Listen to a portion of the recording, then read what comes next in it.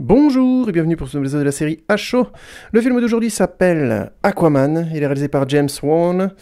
Il est sorti au cinéma il n'y a pas longtemps avant que j'enregistre cet épisode, c'est-à-dire qu'il est sorti le 19 décembre 2018. Je l'ai vu au cinéma et en version originale. Alors pour info en guest, j'ai Mécha et mon gamin, donc autant dire qu'il risque d'avoir un petit peu de bruit à gauche à droite. J'espère que ça dérangera pas trop l'écoute. Et de toute façon, j'ai pas pu réunir de meilleures conditions, donc c'est comme ça. Comment dire? Alors James Wan, c'est un excellent réalisateur déjà de série B. Il a notamment réalisé Saw, Insidious, Les Conjuring, Dead Silence, Death Sentence, du bon film en général. Pas forcément toujours excellent, Dead Silence c'est un peu moins bon. Death Sentence qui est moins connu est excellent. Et puis Saw qui est un film qui divise mais que je trouve avec le recul a amené beaucoup de choses nouvelles, notamment dans le cinéma d'horreur. Avec notamment la période et la tendance du torture porn qu'il avait lancé, que James Wan regrette d'ailleurs aujourd'hui. Hein. Mais bon, pour la petite parenthèse, tiens là-dessus, je l'ai vu un peu regretter ça dans des tweets et autres messages. Alors qu'en fait, dernièrement, il y a eu James Gunn qui a été viré des Gardiens de la Galaxie 3 parce qu'il avait tweeté des choses un peu limites il y a, je crois, 5-6 ans, voire plus. Et il avait jamais réellement rejeté notamment toute sa période trauma où il avait fait des films extrêmement limites, bref. Que moi j'ai pas forcément vu, hein. J'ai surtout vu son premier long, on va dire, seul, qui s'appelait Super et dont j'ai fait une vidéo, une critique après le film, si ça vous intéresse, qui est un film que je trouve encore aujourd'hui assez génial sur plein de points. Et en l'occurrence, voir du coup James Wan désavouer un petit peu la première partie de sa carrière de film d'horreur, je pense que c'est une manière tout à fait intelligente en termes de communication publique de se protéger d'un éventuel backlash du genre vous avez dit un jour que telle chose, ou vous avez mis en scène telle chose qui était très très limite et pas très morale, alors que maintenant il est réalisateur de blockbuster et que quand on est réalisateur de blockbuster on gagne beaucoup mieux sa vie, on a plus de moyens, on peut faire des films beaucoup plus ambitieux. Donc je vois ça plutôt d'un point de vue stratégique que d'un point de vue cinéma, parce que c'est un réalisateur qui, je pense, a fait assez de films d'horreur et de séries B très fortement tranchés dans ce qu'elles avaient à raconter ou à montrer, pour ne pas être crédible en disant voilà, oui, j'aurais pas dû lancer la mode du torture porn, je regrette un peu, blabla. Bon, on peut y croire, hein, mais de mon point de vue, c'est plus un positionnement stratégique, puisque James Wan vient quand même de sortir de 2 blockbusters énormes, Fast and Furious 7, film sur lequel j'avais fait une critique, un micro-critique. Je pense pas que le film méritait beaucoup plus que ça, même si c'était pas un ratage à tous les niveaux. Il y avait de très gros ratés, mais c'était pas un ratage à tous les niveaux. D'ailleurs, plus un ratage de production, je trouve, qu'un ratage dû au réalisateur, mais bon, ça se discute, hein, ça demanderait peut-être une analyse plus poussée que celle que j'avais faite. Et ensuite, il sort Aquaman, qui est un énorme projet. Donc voilà, James Wan, réalisateur très intéressant, avec... j'aurais du mal à vous faire un descriptif de son style de réalisation. Je dirais plus simplement qu'il est un petit peu il fait partie de ces bons réalisateurs de série B de genre qui ont cette capacité à garder en premier lieu l'émotion. C'est pas des mecs qui vont essayer de faire de l'esbrouf, montrer du gore pour montrer du gore. Il a envie de raconter des choses et il passe par des éléments extrêmes parce que ça permet d'amener le spectateur vers des émotions à vif. En tout cas, c'est la tentative dans son cinéma. Je pourrais donner l'exemple du premier Saw, mais comme il l'a co-réalisé avec Leigh Whannell, et que Leigh Whannell a un style très à lui aussi. Donc je vous parlerai probablement de ces films dernièrement qui n'a pas été distribué au cinéma en France, si je dis pas de bêtises, et c'est vraiment dommage, qui s'appelait Upgrade. Je crois qu'il y a Durandal et d'autres qui ont déjà fait des vidéos dessus. Donc je vais prendre mon temps, j'en ferai une plus tard. Vous avez déjà assez de points de vue là-dessus si vous devez découvrir le film. Et que j'ai trouvé vraiment brillant sur plein de points. Notamment techniquement dans les chorégraphies de combat. Ça faisait longtemps que j'avais pas vu des chorégraphies de combat aussi propres, aussi bien faites, aussi soignées. Ça fait vraiment plaisir et qui colle très très bien à ce que le film raconte. Je reviendrai là-dessus à l'occasion.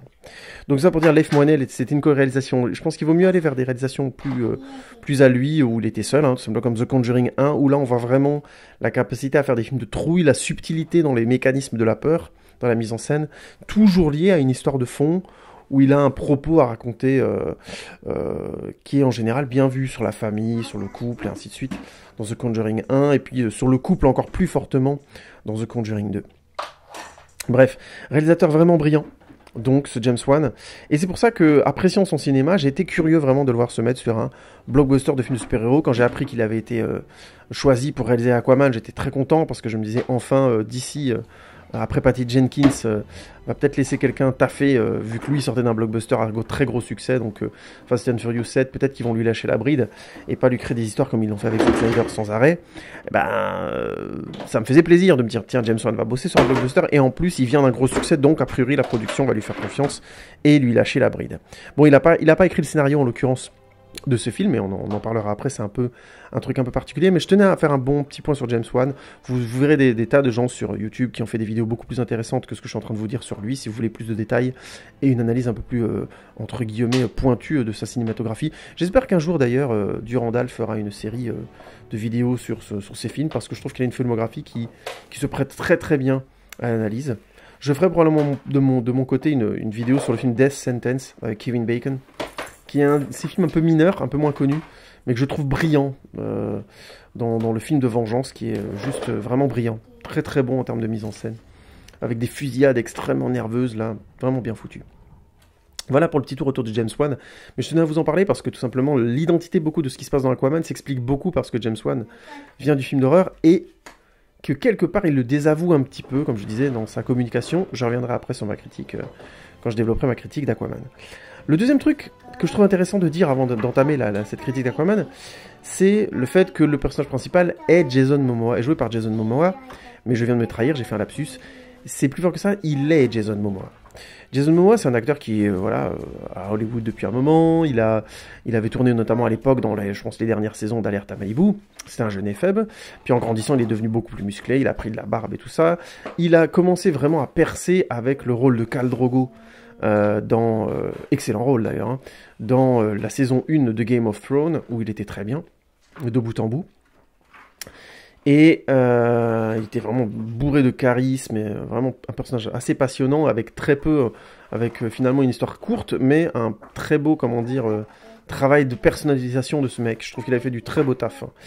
Et ensuite, il a fait une adaptation de Conan complètement ratée avec, je crois, de Marcus Nispel, si je dis pas de bêtises, qui était absolument nulle, mais où on avait encore joué sur son physique grand, sur le côté un peu, vous voyez, maori, cimérien, atlantide. Vous voyez ce que je veux dire? Il a ce côté-là avec les yeux verts, grands, comme ça, bronzés. Il renvoie un petit peu à un fantasme, je pense, qui est partagé par pas mal de monde en termes d'imagerie du héros, on va dire, mythique ou mythologique même. Et du coup, à partir de Justice League, il franchit encore un cap, puisqu'on lui fait jouer le personnage de Aquaman, et que ce personnage est vraiment personnalisé, je m'en suis rendu compte maintenant, vraiment beaucoup plus dans Aquaman, autour de ce que Jason Momoa est. Si vous suivez un peu Jason Momoa, notamment sur Instagram, vous verrez que le mec, en fait, il est comme ça, il est Aquaman. Je caricature à peine, ou plutôt, on a choisi de faire d'Aquaman lui. Peut-être parce qu'il a des limites de jeu d'acteur, hein, c'est possible, j'en sais rien, je le connais pas assez en termes de jeu d'acteur. Mais, voilà, c'est Aquaman, il boit de la bière, tout le monde a vu cette vidéo très virale où il balance, il fait du lancer de hache sur cible après avoir bu une grosse bière, il vit près de la plage, c'est un Maori qui est hyper fier de sa culture, voilà... Vous voyez le style, quoi. Je qualifierais on pourrait le qualifier par bière, barbe, brutal et un peu fou. On sent qu'il aime bien. J'ai pas l'impression qu'il aime le sport extrême en soi, mais que si le rugby, le truc violent, ça a pas l'air de l'emmerder, je pense. Alors peut-être que je me gourre, hein. Mais j'ai l'impression aussi. Oui, mon cœur, j'ai vu. Bon, comme je vous l'ai dit, hein, il y a ma petite fille avec moi, donc de toute façon, vous allez avoir des petites interruptions et des petits trucs à gauche, à droite. Donc voilà, donc le film.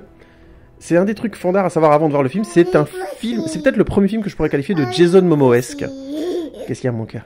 Merci. De Jason Momoesque, parce que, en quelque sorte, on a vraiment là, pour le coup, les traits de son caractère dans le personnage d'Aquaman, au-delà de l'adaptation du personnage d'Aquaman, qui, dans la BD, est blond, déjà. Donc là, on a vraiment quelque chose qui lui correspond à lui. Donc voilà ce que je qualifierais de Jason Momoesque. Et on retrouve vraiment ça, j'ai presque envie de le qualifier de sous The Rock, puisqu'on sent qu'il y a une série de films qui va se faire là, avec, c'est déjà commencé d'ailleurs, avec des personnages qui lui ressemblent à proprement parler. Alors je trouve ça positif, hein, d'avoir l'intelligence de prendre un acteur pour ce qu'il est capable de donner, et si l'acteur préfère jouer ce qu'il est, tant mieux s'il est bon, tant mieux s'il est drôle, tant mieux si le public se sent bien. Pour moi, c'est une qualité de savoir utiliser un acteur pour ce qu'il est, pour ce qu'il arrive à donner, et ainsi de suite. Alors en l'occurrence, j'ai presque envie de qualifier le Aquaman de premier film, on va dire, Jason Momoa à proprement parler.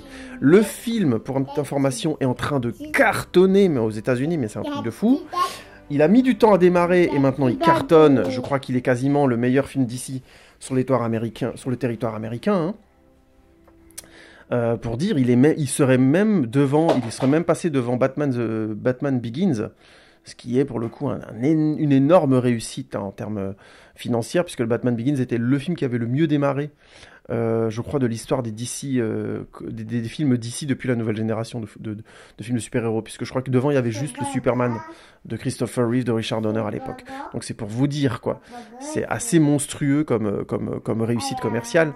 Et en plus de ça, encore autre effet qui se coule, le film est en train de cartonner en Chine. Il faut savoir que la Chine est vraiment le nouveau territoire de prédilection du cinéma américain.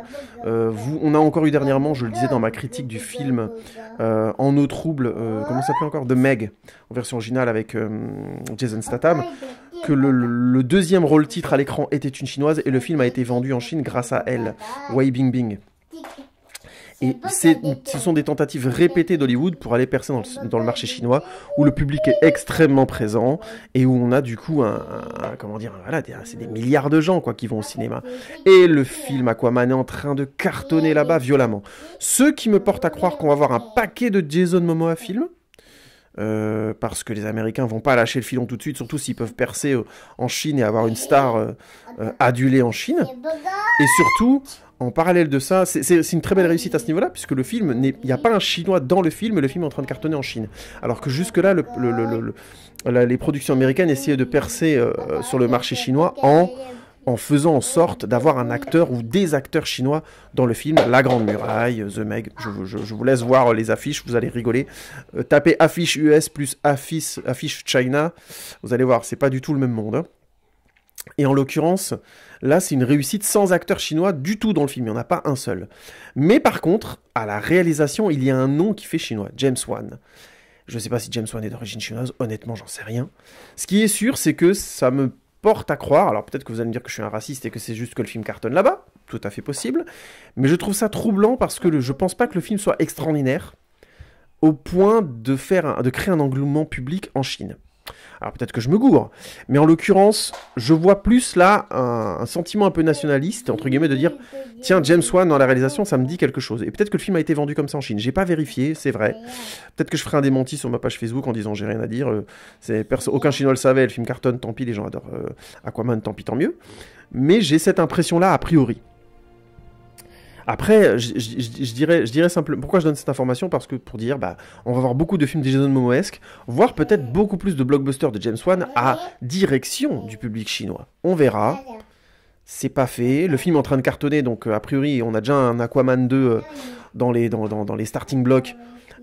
Et probablement maintenant, puisque DC hésitait, mais je pense qu'on va bientôt avoir, avec le succès énorme de Wonder Woman, aussi bien critique que public, et le succès actuellement public et visiblement critique d'Aquaman, on risque d'avoir un Justice League 2 avec une présence beaucoup plus forte, voire carrément un lead des personnages menés non plus par Batman et Superman, mais par Wonder Woman et Aquaman. Ce serait très très très probable.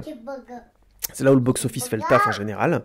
Et donc, préparons-nous à une suite de films avec Gal Gadot. Il y a déjà Wonder Woman 84 qui va sortir l'année prochaine, cette année, enfin l'année prochaine, en 2019, si j'ai pas de bêtises. Et on a déjà, DC a déjà confirmé un Aquaman 2, voire un Aquaman 3, puisqu'a priori, James Wan aurait des idées pour le script du deuxième, qu'il écrirait lui-même cette fois-ci. Nuance que je trouve intéressante et dont je reparlerai après. Donc voilà, c'est un peu pour présenter ce Aquaman. Vous voyez, c'est un petit phénomène quand même à lui tout seul. Et du coup, on va passer à la critique de ce film que je trouve, qui moi m'a laissé une sensation mitigée, mais je vais m'expliquer après le pitch. Un gardien de phare découvre au bout de son ponton une femme blessée en tenue de nymphe. Entre cet homme et cette Atlante naquit l'amour, et bientôt, Arthur, un être mi-homme, mi-Atlante. Mais la reine Atlante, reine en fuite, doit retourner en son royaume sous-marin pour protéger l'homme et Arthur, bâtard aux yeux de sa race. Avant de s'en aller, elle promet cependant au père d'Arthur de revenir un jour. Plusieurs années plus tard, Arthur a bien grandi, mais sa mère n'est toujours pas revenue, alors que son père l'attend toujours. C'est là que Mera, une princesse atlante, apprend à Arthur qu'il doit sauver le monde. Et pour ce faire, il doit prendre le trône d'Atlantis à nul autre que Orm, son demi-frère Atlante. Alors, comment aborder cette critique un peu ? Le film a l'air d'avoir plu globalement. J'ai vu des critiques plutôt positives. J'ai pas encore maté les critiques les plus, influentes, comme celle du Randall, évidemment, du Joueur du Grenier, qui ont fait des critiques, qui ont fait des millions de vues. Là, en l'occurrence, enfin, pas des millions, mais des milliers de vues. Mais là, en l'occurrence, on a, pour moi, un film qui est très sympathique. J'ai passé un bon moment, mais venant de James Wan, c'est décevant. Parce qu'il est capable d'impliquer plus son spectateur que ça. Mais je vais y venir, je vais m'expliquer. Le fait est que j'ai passé un bon moment devant Aquaman. J'ai trouvé l'histoire sympathique, prenante non, mais sympathique vraiment. J'ai trouvé Jason Momoa vraiment cool. Ça m'a fait plaisir de voir un Jason Momoa film parce que je sens que Jason Momoa s'est éclaté à faire le personnage et ça transpire à l'écran. J'ai trouvé le casting globalement impliqué, avec une Amber Heard dans son rôle principal, qui fait bien le taf, dans le rôle de Mera. Je trouve qu'on y croit à son personnage d'Atlante, qui découvre un peu la culture humaine et qui donc s'en canaille un petit peu avec ce mec brutal, un petit peu brut de décoffrage, mais qui en même temps lui aussi doit découvrir sa culture atlante. Donc du coup j'ai envie de dire un bon petit mélange une alchimie plutôt sympathique entre les deux acteurs. Pas extraordinaire, vraiment pas extraordinaire, mais plutôt bonne, et qui du coup emporte plutôt bien le film. Au rayon des points positifs, très positifs même, je préfère commencer par ça. Je trouve que les scènes d'action sont globalement toutes vraiment classe à regarder. J'ai passé de très bons moments, aussi bien l'attaque du phare au début, je spoil à peine, que le grand duel dans l'arène dans la première partie, que le combat avec Black Manta, que les guerres aquatiques, enfin voilà, vraiment les différentes scènes. Je trouve qu'il y a un vrai talent dans la mise en scène, dans le dynamisme. Mais tout est lisible, mais extrêmement dynamique. Et du coup, on a, à part peut-être la scène il y a une scène qui se passe en Sicile, où on passe grosso modo d'un de nos personnages principaux à l'autre. Et je trouve ça un peu laborieux, sachant que on se doute que... Enfin, j'ai pas senti une sensation de danger pour les personnages dans le film, à part à un moment précis, mais j'y reviendrai plus tard. Et je trouve du coup que c'est un peu long, on passe de l'un à l'autre avec des grands mouvements de caméra comme ça qui passent d'un endroit à l'autre sur la carte, grosso modo, je caricature, dans l'endroit où il se trouve, sur la montagne là. Et je trouve que c'est joli, c'est dynamique, mais c'est un petit peu tiré par les cheveux, et émotionnellement on est un peu en spectateur. Donc je sais pas pourquoi ils ont lancé ça de manière aussi frontale. Je pense qu'il y avait moyen d'être moins entre guillemets démonstratif à cet endroit, parce que ça emmenait pas spécialement spectateur, honnêtement. Et du coup, c'est un bon exemple, cette séquence, de ce que je vais dire sur le fond, grosso modo, de ce film. C'est un film qui est peu impliquant. Et je vais le comparer à Wonder Woman, puisqu'il est dans le même univers, et que je trouve pour le coup, le pari était plus réussi. Il se trouve que on a, grosso modo, dans Wonder Woman, une des choses qui m'avait plu, c'est qu'il y avait une grande candeur. Le film était très frontal. On arrivait directement chez les Amazones. On prenait pas. C'est-à-dire, les Amazones étaient là, c'était leur univers. Tu recevais pas, c'était tant pis pour toi. Par contre, un des trucs classes que faisait le film ensuite, et où il avait vraiment réussi le coup, j'ai vu qu'il y avait des critiques qui disaient l'inverse, mais je suis désolé, je n'adhère pas du tout à cette critique-là. Il disait que grosso modo, la Première Guerre mondiale, ils n'arrivaient pas à y croire et que c'était pas assez vraisemblable. Je trouve ça absolument faux. Je trouve que le film avait une candeur frontale. T'avais Wonder Woman au milieu des tranchées, c'était absolument délirant, pompier si on veut, mais en même temps c'était assumé avec une candeur maximale, vu que la reconstitution de la Première Guerre mondiale était ultra crédible. Ça c'était vraiment une des grandes réussites, je trouve, de Wonder Woman, et ça permettait aux spectateurs de vivre les choses du point de vue de Steve Trevor d'une certaine manière. D'un seul coup on était catapulté dans l'histoire d'un point de vue très original. Au lieu d'avoir le personnage principal qui découvre et on adhère à son point de vue à lui, le film ne nous permet pas de comprendre assez les Amazones pour faire autre chose que d'être un peu dans la peau de Steve Trevor et de se dire merde, elle pige rien à rien, elle découvre notre monde vraiment. Et du coup, sa découverte, le regard naïf qu'elle a sur le film fonctionne d'autant plus. Et les retournements qu'elle a petit à petit dans le film, de comprendre la nature humaine et tout ça, et son rôle dans le monde, et le fait que les choses sont évidemment moins manichéennes qu'elle le croit, fonctionne très très bien. Il y avait un angle d'implication qui était très original pour le coup, et qui fonctionnait très bien, je trouve, dans Wonder Woman. Mais il y avait, du coup, ce que j'essaie de dire, c'est qu'il y avait cette inquiétude chez Patty Jenkins, malgré la candeur de son dispositif, de trouver une manière d'impliquer le spectateur. Eh bien, j'ai envie de dire que Aquaman ne se donne pas la peine de faire ça. Les personnages principaux, donc Aquaman et Mera, nous disent en termes de dialogue qu'ils doivent apprendre à chacun des deux à connaître la culture de l'autre. Donc Arthur doit apprendre ce qu'est les Atlantes et Mera doit apprendre ce qu'est l'humanité. Mais honnêtement, ils nous le disent. Le seul vrai moment où ils essayent plus ou moins de le faire, c'est le moment où Mera découvre grosso modo la culture alimentaire, j'ai envie de dire, je caricature à peine, humaine. Et ça pourrait être un joli moment, le film prend son temps, c'est plutôt mignon, elle voit des humains, machin, bon. Mais ça dure 2 minutes, quoi, même pas, à l'écran. Le reste du temps, ils le disent. Et on voit beaucoup plus, d'ailleurs, Arthur découvrir la culture... oui, ma petite fille vient de me déconcentrer en faisant tomber des trucs, mais il n'y a pas de souci, il n'y a pas de casse. La culture à Atlante. Mais je trouve que pour le coup... il la découvre pas plus que ça, puisqu'en fait, très vite, on comprend qu'ils ont une ville et tout ça, toute une cité, un peu comme dans... un peu à la manière de la découverte du Wakanda dans Black Panther, hein, si on doit comparer. Mais à la différence que il est vite exclu de cet univers-là, on en apprend peu de choses à part le point de vue de roi et reine, ce qui est toujours un point de vue très difficile pour le spectateur à percevoir, puisque c'est un point de vue d'une élite, tout simplement. Pour savoir les enjeux émotionnels de ça, c'est quand même très compliqué, je trouve, de s'y impliquer. Surtout que les acteurs, pour le coup, le jouent très bien et sont vraisemblables. Mention spéciale à Patrick Wilson, qui, dans le rôle de Orm, est impeccable. Complètement au premier degré, du début à la fin du film, et qui, je trouve, pour le coup, est très bon. À l'inverse, là, je suis obligé d'être un peu dur avec Nicole Kidman, qui, pour le coup, je trouve, fait une performance assez neutre. Son personnage, bon, ne vivant pas grand-chose aussi, hein, étant beaucoup moins complexe. Elle fait le taf, hein, mais je trouve que, bon, bah, son personnage va nulle part. Du coup, c'est un peu bizarre. On a une sorte de... on a Nicole Kidman, mais pour pas grand-chose.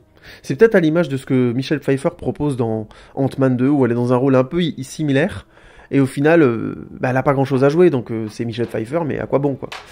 Tant mieux hein, que dans les films de super-héros, on ait des super acteurs et que le casting soit devenu foufou en l'espace de 15 ans, 20 ans. D'accord, c'est quand même beaucoup plus sympa d'avoir ces acteurs et ces actrices-là que d'avoir Jennifer Garner dans Elektra, hein, sans compter les seconds rôles comme Goran Vigenik dedans.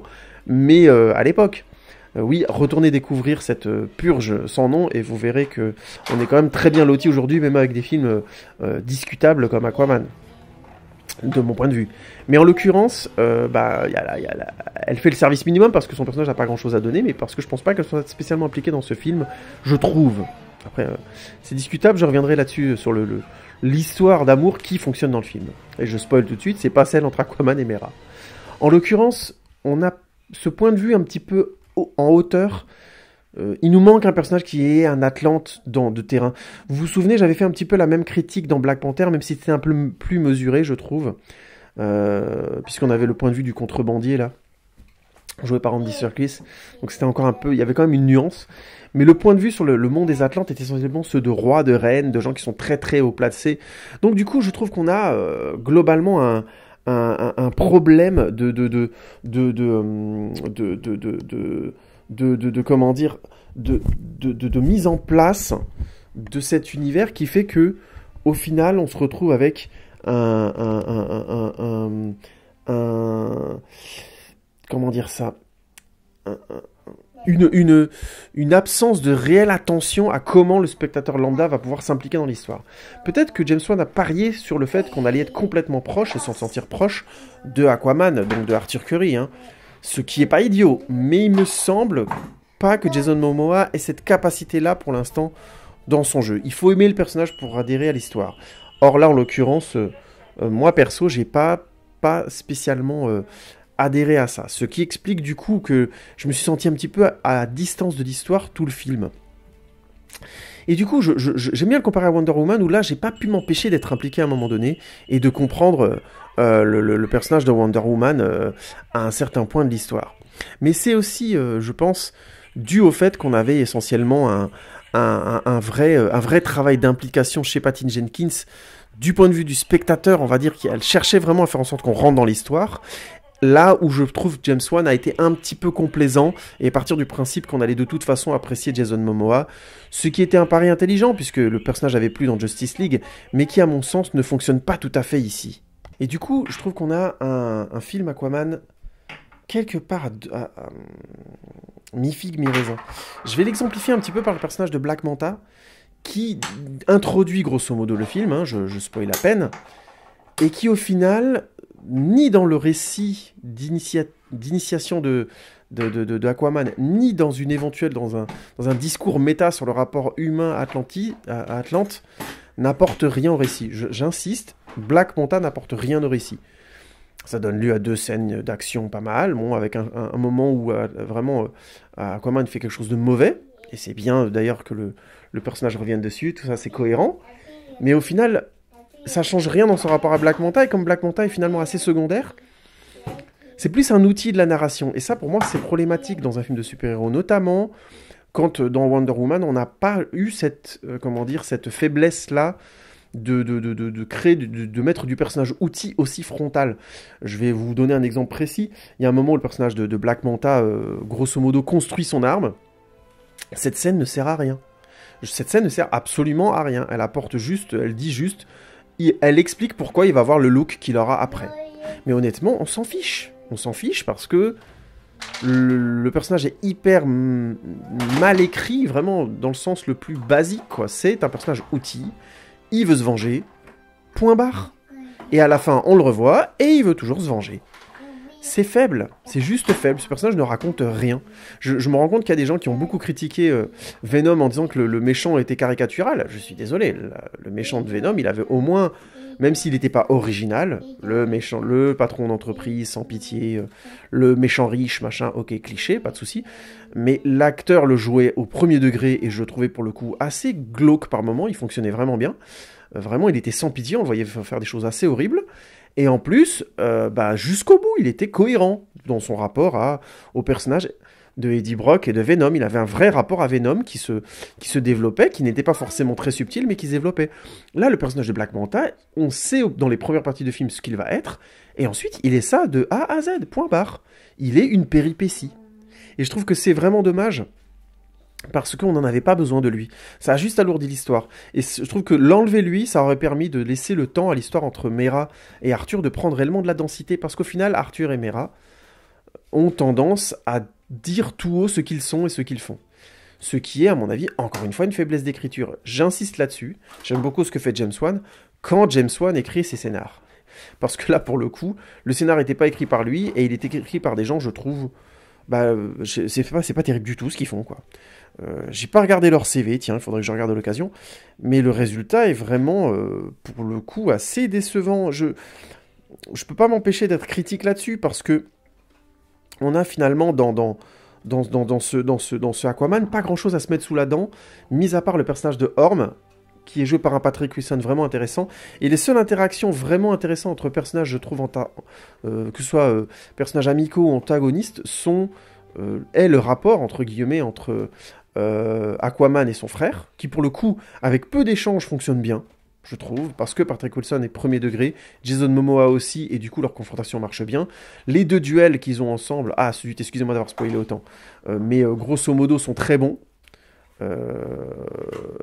bien chorégraphiés, avec de vrais effets spectaculaires. Tiens, je parlais là, par exemple, pour le coup, Black Panther pourrait prendre une leçon en mise en scène de duel, c'est vraiment bien foutu, c'est vraiment classe. Et on a du coup un rapport qui se développe bien, avec une fin plutôt subtile, encore une fois, dans le rapport entre Aquaman et ce mec. Mais même si le personnage de Mera, je suis un peu dur là, dans le relationnel avec Arthur, ça ne marche pas, je trouve que c'est très faible, et je veux pas spoiler ce qui arrive ensuite, mais franchement, je trouve que c'est un peu un cheveu sur la soupe. J'espérais pendant le film, je me disais, pourvu que ça n'arrive pas, pour que c'est le temps de réellement se développer dans le film suivant, mais ils n'ont pas osé le faire, bon, tant pis, hein. Mais en l'occurrence, j'aurais J'aurais préféré ça parce que là, la conclusion est assez téléphonée, tirée par les cheveux. Je trouve qu'on n'y croit pas. C'est un des vrais points faibles du film, cette relation et comment, au final, elle arrive, comment elle se conclut, c'est vraiment dommage.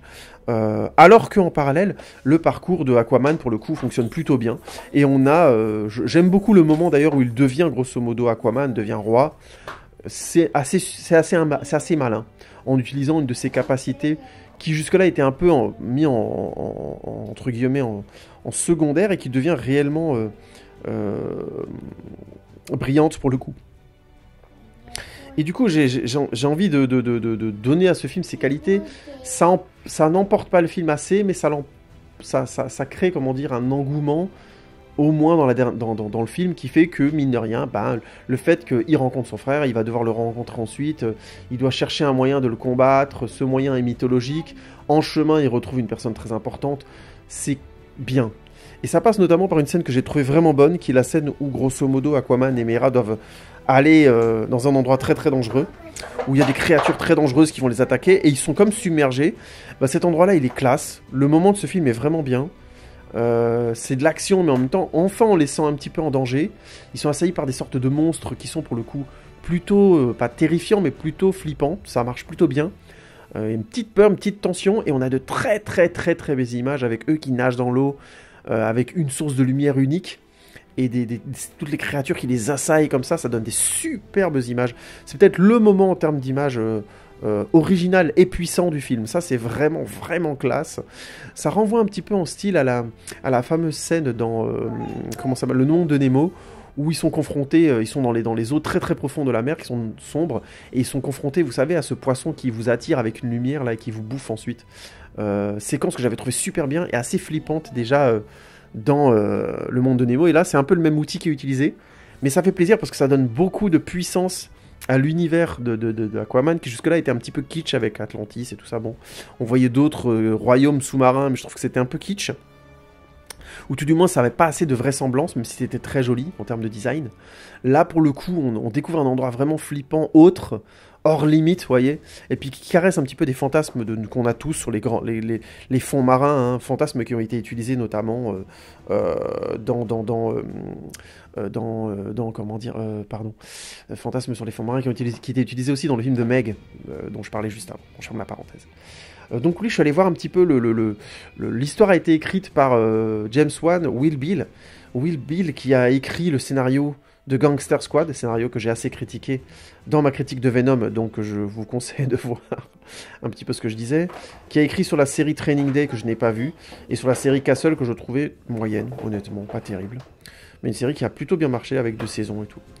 Donc voilà, pas forcément un scénariste que j'apprécie déjà à la base, dont j'apprécie le travail, et qui va écrire sur The Legend of Conan, qui serait donc la suite à mon avis avec Jason Momoa.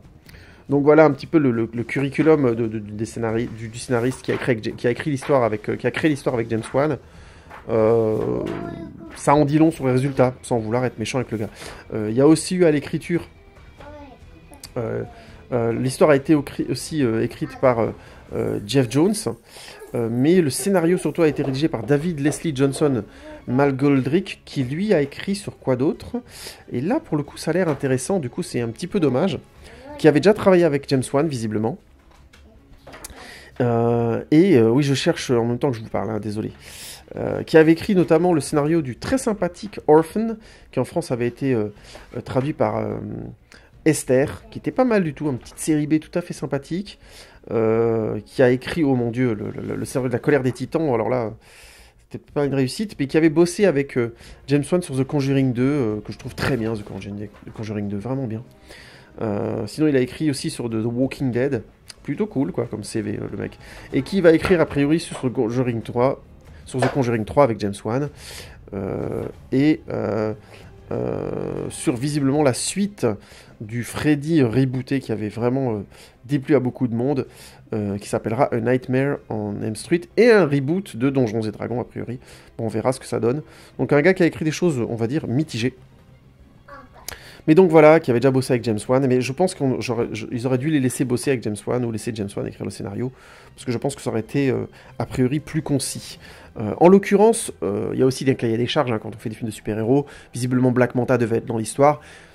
je pense pas qu'il était indispensable, même si James Wan en a fait un antagoniste sympa en termes de scène d'action.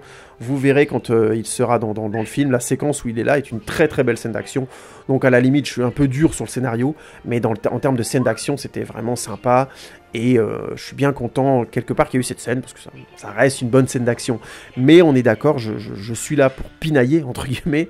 J'aurais préféré que le film aille jusqu'au bout et soit complètement, énergique et puissant de bout en bout. Il y a aussi un autre point sur lequel je voulais revenir, c'est que on a eu pas mal de personnages rajeunis dans le cinéma avec les CGI ces dernières années. La technique commence vraiment à progresser et je trouve qu'une des parties réussies du film est le rajeunissement de l'acteur qui joue le père de Arthur Curry et le rajeunissement de Nicole Kidman fonctionne plutôt bien.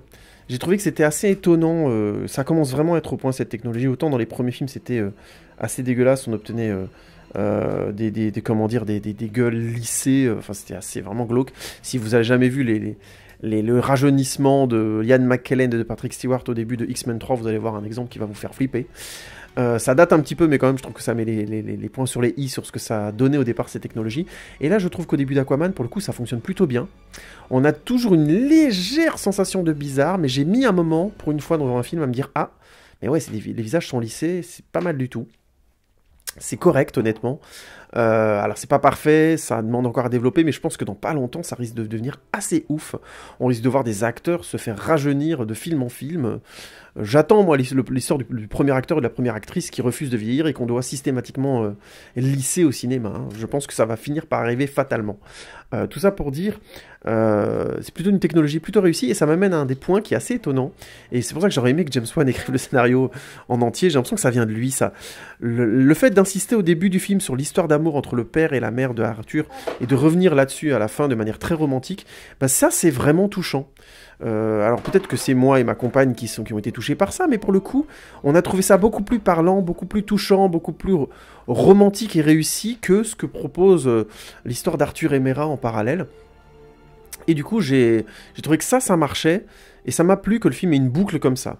Malheureusement, le film se finit encore une fois non pas là-dessus, et c'est dommage, je pense qu'il aurait dû se finir clairement là-dessus, et que c'était une excellente fin, la réunion des deux peuples comme ça, humains, symbolisés par l'amour, de manière simple et naïve, après beaucoup d'épreuves et des années, ça aurait été vraiment bien.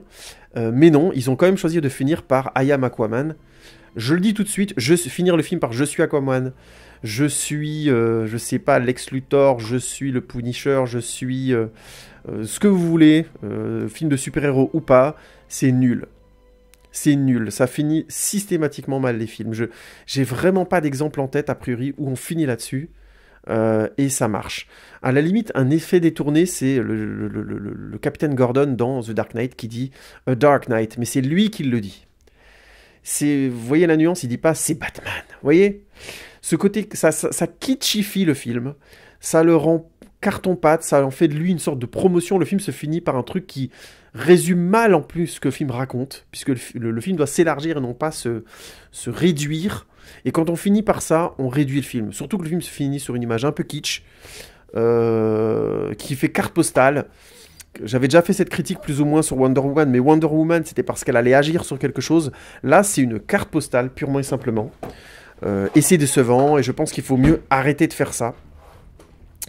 Voilà, je pense que c'est vraiment dommage et que ça amoindrit les films, et il serait temps un petit peu de sortir de ce côté kitsch-là. Surtout que le film n'a pas la conscience, je trouve, de la candeur de son dispositif, tel que celui de Wonder Woman. Encore une fois, je rappelle ce que je veux dire par là. On commence le film, on vous dit, il y a les Amazones, tu prends pas. Atlantide, c'est pareil, il y a l'Atlantis, tu prends pas. Donc mais on l'assume moins bien chez Aquaman que chez Wonder Woman. Alors pour conclure, je dirais simplement ça. Aquaman est un film sympathique, pourquoi pas aller le voir. Mais actuellement, j'ai vu beaucoup de gens que je trouve très intéressants dire que le film à voir actuellement c'est Spider-Man Into the Spider-Verse. Et je vous enjoins donc à aller voir ce film plus tôt parce qu'il marche très mal et qu'a priori il est très intéressant et que cette démarche est beaucoup plus singulière dans un blockbuster d'animation en plus que ce que propose Aquaman, honnêtement, de mon point de vue. Aquaman est un film sympathique, vous ne passerez pas un mauvais moment, c'est pas grave d'aller voir Aquaman plutôt qu'autre chose, mais honnêtement, il manque un degré d'écriture pour que le travail de James Wan soit pris à sa juste valeur. Je suis un petit peu déçu par James Wan sur ce coup-là, j'attendais mieux. Je trouve, pour le coup, si on doit continuer à faire le bilan actuel du DC Universe, bien que Justice League soit passé, je reste un petit peu sur mon premier jugement. Je pense que le meilleur film, c'est Wonder Woman. Mon film préféré reste Batman vs Superman, malgré tous ses défauts. Mais le meilleur film, objectivement, c'est Wonder Woman. Et je trouve qu'ils n'ont pas encore tiré toutes les leçons de la qualité, de ce qui faisait la qualité de Wonder Woman. Et c'est dommage, parce que du coup, ça m'inquiète un peu. Avant la prochaine sortie de Shazam et du film Joker, qui avait l'air très singulier dans son approche du personnage du Joker, dans les premières images et les premiers trucs qui avaient leaké sur le film, sur Internet, et qui maintenant m'inquiète un peu, parce que je me dis... S'ils s'arrêtent là, s'ils n'ont pas eu l'intelligence de pousser l'écriture d'Aquaman plus loin et qu'ils ont encore certains éléments très kitsch comme ça qu'ils veulent absolument mettre en avant, on risque de se retrouver constamment avec cette copie indirecte de la réussite du Marvel Cinematic Universe, et c'est vraiment dommage parce que le DC Universe a largement de quoi faire au cinéma pour proposer quelque chose à lui. Et je suis désolé, je vais faire une parenthèse rapide, mais si vous voulez voir une histoire du DC Universe avec la Justice League qui est réussie, eh bien figurez-vous que l'histoire du mode story du jeu vidéo Injustice 2 est géniale. C'est excellent. C'est excellemment écrit. C'est un jeu de baston, hein, donc forcément les personnages se battent. Mais la mise en scène est dynamique, les enjeux moraux sont complexes, on a un Superman qui part complètement en vrille. C'est vraiment excellent. J'ai pu voir l'histoire du jeu par les cinématiques sur YouTube. C'est un panard complet, et c'est ce niveau-là d'écriture que le DC Universe au cinéma devrait atteindre. Ce n'est pas le cas actuellement. Donc... pour toutes ces raisons, je suis un peu déçu par Aquaman. Mais j'ai pas passé un mauvais moment, je m'achèterai le Blu-ray, je vais remater le film. Il n'y a pas de souci, je peux me remater ce film sans aucun problème. C'est un film sympathique et James Wan sait faire le café. Les scènes d'action sont excellentes, la scène finale du film. Vous voyez, j'avais critiqué à l'époque Black Panther en disant que la scène de fin manquait d'ampleur. Ah bah là, la scène de fin d'Aquaman, putain, elle ne manque pas d'ampleur, quoi. Là... Il y a des strums géants, il y a des hommes crabes et tout, ça part en vrille, c'est excellent, quoi. Franchement, c'est excellent. Je spoil à peine, il y a vraiment du gros spectacle qui fait le café, quoi. Mais ça emporte pas, encore une fois, émotionnellement, ça ne va pas aussi loin que cette qualité de mise en scène et d'inventivité visuelle. Et c'est vraiment dommage. Et ça vient probablement aussi du fait que pour l'instant, en termes de production, le DC Universe considère toujours qu'il ne doit pas aller vers un chemin plus sombre, plus adulte, alors qu'à mon avis, ils feraient des millions d'entrées, ils atteindraient le milliard sans problème, parce que leur univers a ça en lui. Le jour où ils l'assumeront, on aura des films de DC Universe au cinéma de fou. C'est pas encore le cas. Je conclurai donc rapidement en disant... Aquaman, c'est sympathique, mais si vous avez un film à aller voir en ce moment, je vous conseille d'aller voir Spider-Man Into the Spider-Verse. Je n'ai pas encore vu, mais ça a l'air beaucoup plus intéressant et beaucoup plus original sur les films de super-héros actuels. Et oui. Je vais m'arrêter là pour aujourd'hui. J'espère que l'écoute n'a pas été trop troublée par ma petite puce, qui a tout, je trouve, été très gentille. Elle ne nous a pas dérangé, hein, il me semble. Je vous remercie beaucoup pour votre écoute. On se retrouve bientôt, probablement pour la suite des Harry Potter. On va continuer la récapitulatif. Bon début d'année 2019 à vous tous. N'hésitez pas à tweeter, Instagrammer, ainsi de suite. Surtout à commenter, quel que soit le réseau social. Donnez-moi votre avis. Likez, partagez si vous voulez que ce soit plus vu. Et c'est cool et c'est gentil. Mais surtout, donnez-moi votre avis. C'est ça qui m'intéresse. Et on se retrouve bientôt pour un nouvel épisode de HO. Salut les amis. À bientôt. Ciao, ciao.